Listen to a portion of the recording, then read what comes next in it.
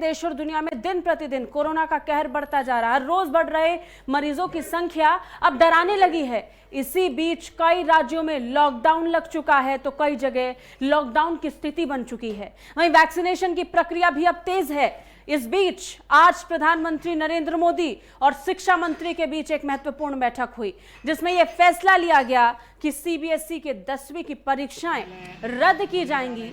तो वहीं 12वीं को अभी के लिए रोक दिया गया है। 12वीं की परीक्षाओं को लेकर आगे मंथन होगा, चर्चा होगी। आपको बता दें कि पिछले 24 घंटे में कोरोना के कुल 1,85,284 मामले निकलकर सामने आए। वहीं वैक्सीनेशन की प्रक्रिया भी तेजी से लगातार बढ़ रही है और चल रही है, ताकि ज्यादा से ज्यादा लोगों को वैक्सीन दी जा सके। वहीं आज प्रधानमंत्री नरेंद्र मोदी ने केंद्रीय शिक्षा मंत्री रमेश पोखरियाल निशंक के साथ बैठक की और फैसला लिया कि सीबीएसई की 10वीं की परीक्षा रद्द की जाए। साथ ही सीबीएसई की 12वीं की परीक्षाएं फिलहाल के लिए टाल दी गई है, जिसको लेकर आने वाले दिनों में बैठक होने वाली है। कोरोना का कहर जारी, इस बीच शहर शहर इसका असर भी दिख रहा है।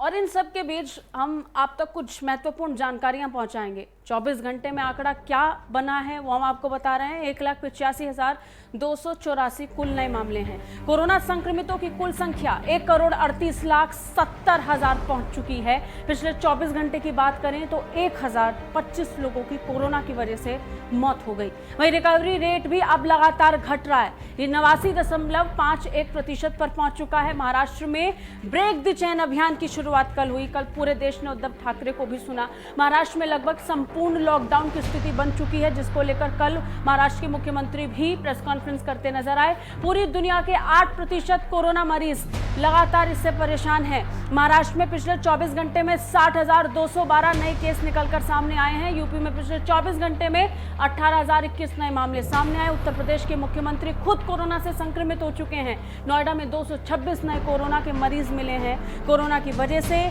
सीबीएसई की 10वीं की परीक्षा जहां रद्द कर दी गई, तो वहीं 12वीं की परीक्षा फिलहाल के लिए टाल दी गई है। तो महत्वपूर्ण जानकारियां हैं। परीक्षा से 15 दिन पहले छात्रों को सूचित कर दिया जाएगा, ये जरूर जानकारी दी गई।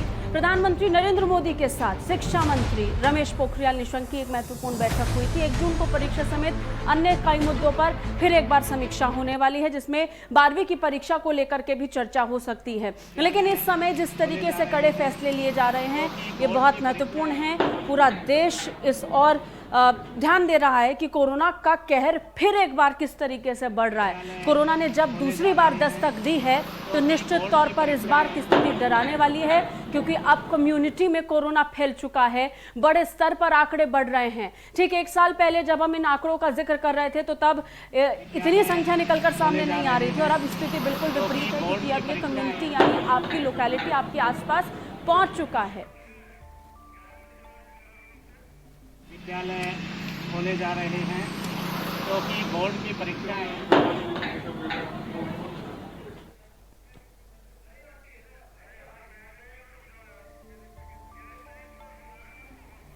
विद्यालय खोले जा रहे हैं, क्योंकि बोर्ड की परीक्षाएं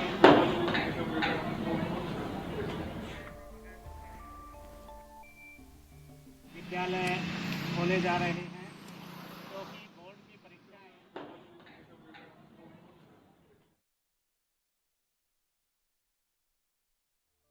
जब कोरोना का कहर बढ़ रहा है, तो हम भी आप तक जानकारियां पहुंचाने की कोशिश कर रहे हैं, चाहे वो डॉक्टर्स के जरिए से हो, हमारे संवाददाताओं के जरिए से हो, जो लगातार फील्ड पर उतर रहे हैं। प्रशासनिक स्तर पे प्रशासन से संपर्क साधने की कोशिश हमारी टीम लगातार कर रही है। इस बीच हमारे साथ हमारे सहयोगी जुड़ चुके हैं। ज्ञानेंद्र तिवारी हमारे साथ देहरादून से जुड़े हैं, साथ ही साथ हमारे साथ दिल्ली मेडिकल एसोसिएशन के सेक्रेटरी गिरीश त्यागी भी जुड़े हैं। बहुत बहुत शुक्रिया सर आपका हमारे साथ जुड़ने के लिए। और विनायक गुप्ता हमारे सहयोगी नोएडा से हमारे साथ जुड़े हैं। डॉक्टर गिरीश, अगर हम जिक्र करें कोरोना के बढ़ते आंकड़ों का, कहा जा रहा है कम्युनिटी स्प्रेड हो चुका है, और सबसे बड़ी बात ये भी निकलकर सामने आ रही है कि कोरोना के स्ट्रेन बहुत अलग अलग तरीके के हैं, और इन सब के बीच अब लोगों को डरने की जरूरत है, क्योंकि जो आंकड़े हर दिन बढ़ रहे हैं, ये स्थिति को बेकाबू कर सकता है, और इस बीच कड़े फैसले लिए जा रहे हैं। डॉक्टर गिरीश जी, जैसा कि आपने बताया कि कम्युनिटी स्प्रेड हो चुका है।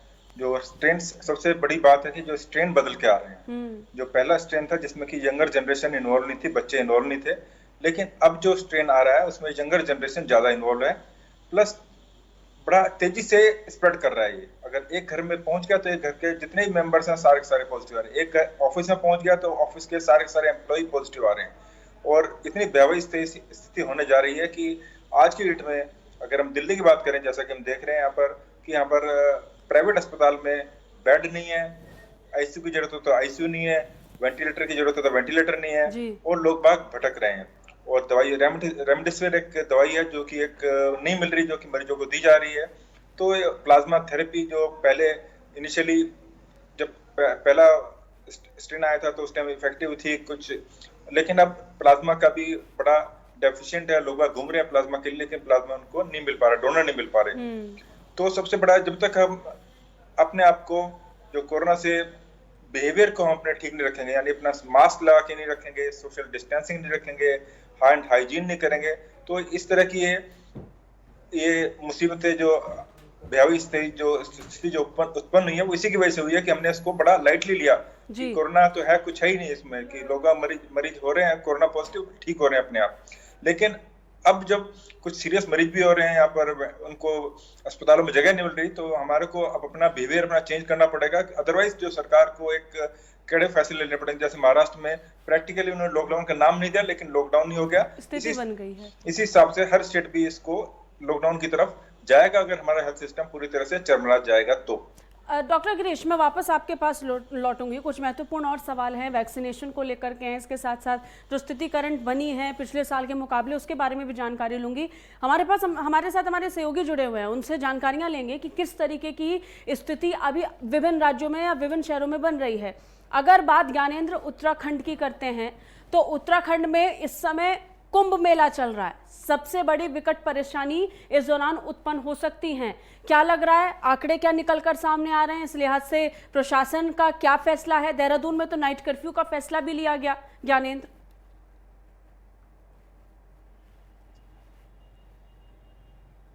बिल्कुल, जिस तरीके से लगातार जो मामले बढ़ते चले जा रहे हैं ये चिंता का विषय है पूरे देश भर में। उत्तराखंड में भी ये मामले तेजी से उछाल ले रहे हैं और ऐसे में जिस तरीके से कुंभ के आयोजन हो रहे हैं और आज जिस तरीके से शाही स्नान रहा या फिर 12 तारीख का जो दूसरा शाही स्नान रहा, उस दिन जितनी लाखों की संख्या में श्रद्धालुओं की जो भीड़ रही, या फिर हम आज ही की बात करें लाखों की संख्या में जो श्रद्धालु हैं स्नान करने पहुंचे हैं। और ऐसे में जिस तरीके से सोशल डिस्टेंसिंग बरकरार रखना एक चुनौती है प्रशासन के लिए कि सोशल डिस्टेंसिंग का पालन कराया जाए, और इसके अलावा मास्क का लगाने का भी कहीं ना कहीं होता नजर नहीं आ रहा है। और ऐसे में जिस तरीके की स्थिति लगातार बढ़ती चली जा रही है, अगर देहरादून की दूसरी तरफ बात कर ले, जो यहाँ का फेमस दून स्कूल है, वहाँ संक्रमित छात्रों की संख्या लगातार उछाल ले रही है और ऐसे में ये चिंता का विषय है। कंटेनमेंट जोन बना दिया गया है दून स्कूल को, और जिस तरीके से लगातार मामला बढ़ रहा है, प्रशासन ने इसके लिए सख्ती भी अपनाई है। जिस तरीके से रात्रि में 10:30 बजे से लेकर 5 बजे तक कर्फ्यू का समय रखा गया है,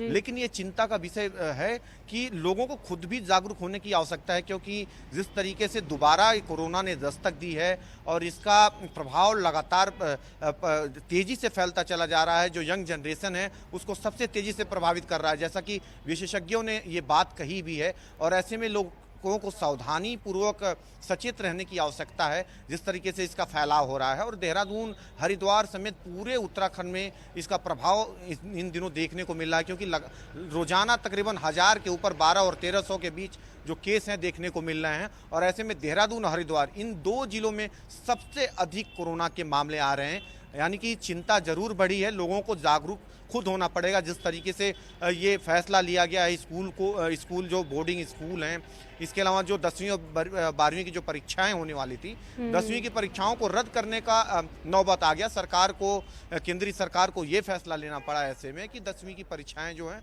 वो रद्द कर दी जाएं। कहीं ना कहीं ये चिंता का विषय है, लोगों को इसमें जागरूक खुद होना पड़ेगा, क्योंकि जिस तरीके की स्थिति हो रही है, कुंभ जिस तरीके से संचालित हो रहा है, आज का जो कुंभ है, बैसाखी का स्नान है, इसके बाद हालांकि स्थिति वहाँ काफ़ी सामान्य होगी, श्रद्धालु कम संख्या में रहेंगे, लेकिन ये मानना तय है कि कुंभ क्षेत्र में जिस तरीके से कोरोना के केस देखने को मिल रहे हैं, स्थिति ऐसी हो जाएगी कि सरकार कुंभ के बाद वहां लॉकडाउन लगाने पे मजबूर हो जाएगी। और इस बात को लेकर अटकलें भी तेज हैं कि जिस हिसाब से आंकड़े उत्तराखंड में ही बढ़ रहे हैं पिछले साल के मुकाबले, और संसाधनों को भी ध्यान में रखते हुए ये फैसला लिया जा सकता है। अब हमारे साथ हमारे दूसरे सहयोगी नोएडा से जुड़े हुए हैं, उनका रुख करेंगे। विनायक, अगर हम नोएडा का जिक्र करते हैं तो यहाँ पर भी आंकड़े लगातार बढ़ रहे हैं। औद्योगिक क्षेत्र है, औद्योगिक शहर है, विभिन्न राज्यों से या फिर आसपास के इलाकों से, चाहे दिल्ली से हो या गाजियाबाद से हो, लोग यहाँ पर काम करने के लिए आते हैं। यहाँ पर क्या स्थिति बनी हुई है इस वक्त?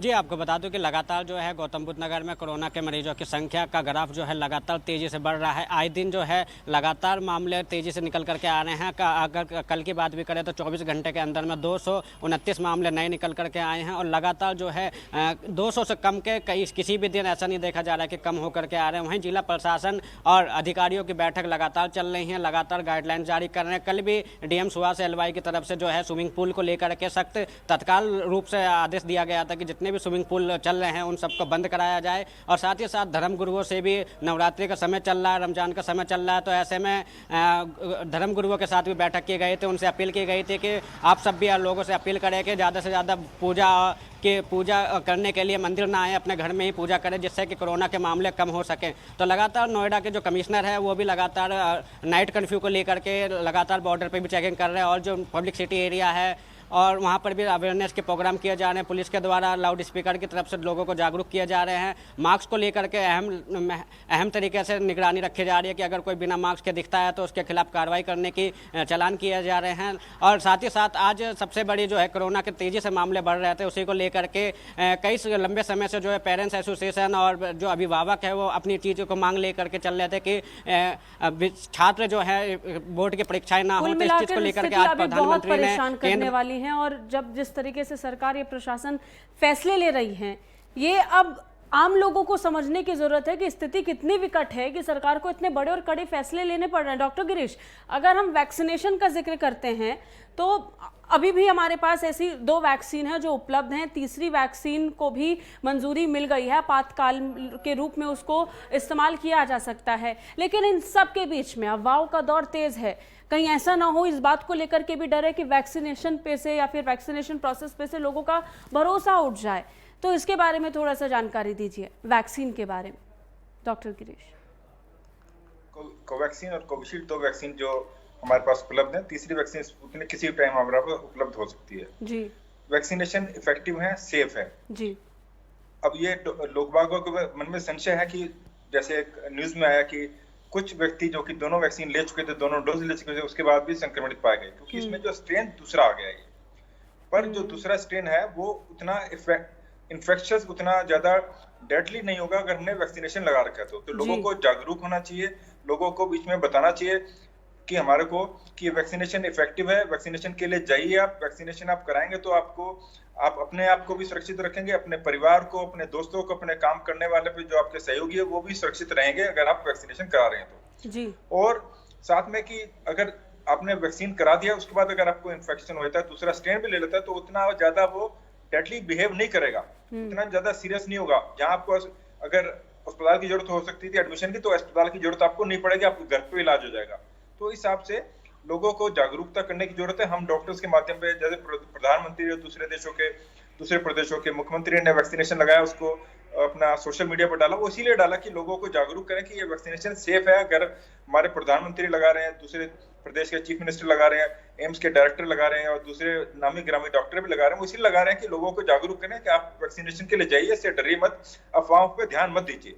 और एक बात लोगों को जरूर समझने की जरूरत है, डॉक्टर आप भी बता रहे हैं कि इस समय स्थिति ऐसी है कि कोरोना सिर्फ कोरोना नहीं है, उसके बहुत सारे स्ट्रेन्स भी हैं, और शायद यही कारण है कि अलग अलग स्ट्रेन होने के कारण ये वैक्सीन उसको लड़ने में कामयाब नहीं हो पा रही है, कोरोना से नहीं लड़ पा रही है, लेकिन इफेक्टिव ज़रूर है क्योंकि ये आपकी इम्यूनिटी, आपकी स्ट्रेंथ को ज़रूर बढ़ाएगी और लड़ने में मदद करेगी और उसको विफल करेगी। बहुत बहुत शुक्रिया डॉक्टर गिरीश आपका हमारे साथ जुड़ने के लिए। हमारे सहयोगियों का भी बहुत बहुत शुक्रिया, हमारे साथ जुड़े, जानकारियाँ हम तक पहुँचाया।